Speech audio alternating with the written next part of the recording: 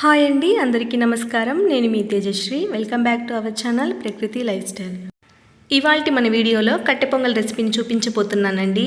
ముఖ్యంగా మన south Indians బ్రేక్ఫాస్ట్కైనా, పూజలు వ్రతాలు ఉన్నప్పుడైనా, గుళ్ళో ప్రసాదంగా పంచిపెట్టాలన్నా మనం ఎక్కువగా పొంగల్ని చేసుకుంటాం కదా. పొంగలి అన్నప్పుడు చాలామంది చాలా రకాలుగా చేసుకుంటారండి. మరి నేను చేసినట్టు ఒకసారి ట్రై చేసి చూడండి. మళ్ళీ ఇలానే చేసుకోవాలనిపిస్తుంది. మరి లేట్ చేయకుండా ఈ కట్టె పొంగల్ని ఎలా రెడీ చేసుకోవాలో చూసేద్దాం రండి.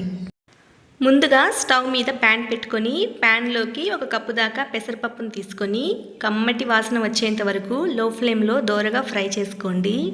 ఇలా దోరగా వేయించిన తర్వాత ఒక ప్లేట్లోకి తీసేసుకుందాం. ఇప్పుడు 1 కప్పు పెసరపప్పుకి 1 కప్పు బియ్యం అయితే తీసుకున్నానండి. ఇక్కడ నేను రేషన్ రైస్ తీసుకున్నానండి, లేకుంటే మీరు సోనా మసూరి రైస్ కూడా యూస్ చేసుకోవచ్చు. ఇప్పుడు పప్పు బియ్యాన్ని ఇలా 2 సార్లు వాటర్లో కడుక్కొని పక్కన పెట్టుకుందాం. ఇప్పుడు స్టవ్ మీద ఒక కుక్కర్ని పెట్టుకుందాం.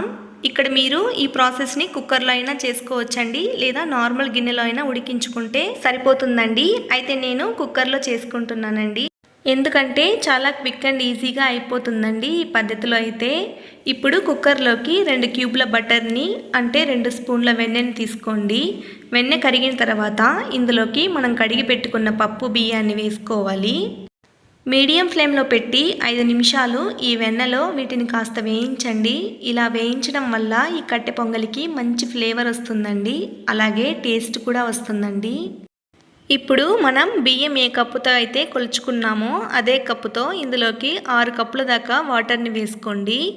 ఇప్పుడు ఇందులోకి సరిపడ ఉప్పుని వేసేసుకొని మొత్తం కలిపేసి కుక్కర్ మూతను మూసి 4 లేదా 5 విజిల్స్ వచ్చేంత వరకు ఉడికించుకోండి. 5 విజిల్ అయితే కరెక్ట్గా ఉడుకుతుందండి. ఇలా 5 విజిల్స్ వచ్చిన తర్వాత స్టవ్ ఆఫ్ చేసుకొని ప్రెషర్ అంతా పోయాక మూత తీస్తే కన్సిస్టెన్సీ ఈ విధంగా ఉండాలండి.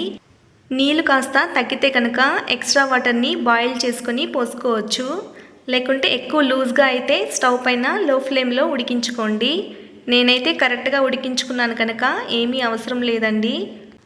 ఇప్పుడు ఇందులోకి తాలింపు పెట్టుకోవడానికి స్టవ్ ఆన్ చేసుకొని ఒక చిన్న ప్యాన్ పెట్టుకోండి. అందులోకి ఫుల్ స్పూన్లో 2 స్పూన్ దాకా నెయ్యిని వేసుకొని నెయ్యి వేడయ్యాక 1 స్పూన్ దాకా జీలకర్ర, 1 స్పూన్ మిరియాలు, 2 ఎండుమిర్చి ఇలా తుంచుకొని వేసుకోండి. ఇప్పుడు 1 స్పూన్ దాకా సన్నగా తరిగి పెట్టుకున్న అల్లం వేసి దోరగా వేయించుకోండి. ఇప్పుడు 2 పచ్చిమిర్చి సన్నగా తరిగి వేసుకొని 1/2 కప్పు దాకా జీడిపప్పు వేసుకొని జీడిపప్పు దోరగా అయ్యేంత వరకు వేయించుకున్నాక ఇప్పుడు ఇందులోకి కరివేపాకు, కొంచెం ఇంగువ వేసుకొని ఒకసారి కలుపుకొని స్టవ్ ఆఫ్ చేసుకుందాం. ఇప్పుడు వీటిని కుక్కర్లో ఉడికించుకున్న పొంగల్లో వేసేసి బాగా కలుపుకోండి. అంతే అండి, ఎంత ఈజీగా పొంగల్ని రెడీ చేసేసుకున్నామో కదా.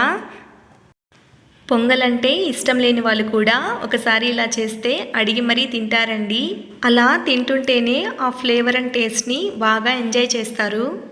సో మరి ఈ టేస్టీ పొంగల్ని మీరు కూడా ట్రై చేసి ఎలా ఉందో నాతో షేర్ చేయండి. ఈ వీడియో కనుక మీకు నచ్చినట్లయితే ప్లీజ్ లైక్ చేసి సబ్స్క్రైబ్ చేసి మీ ఫ్రెండ్స్ అండ్ ఫ్యామిలీతో షేర్ చేయండి. Thank you for watching. Next వీడియోలో మరొక రెసిపీతో మళ్ళీ కలుద్దాం.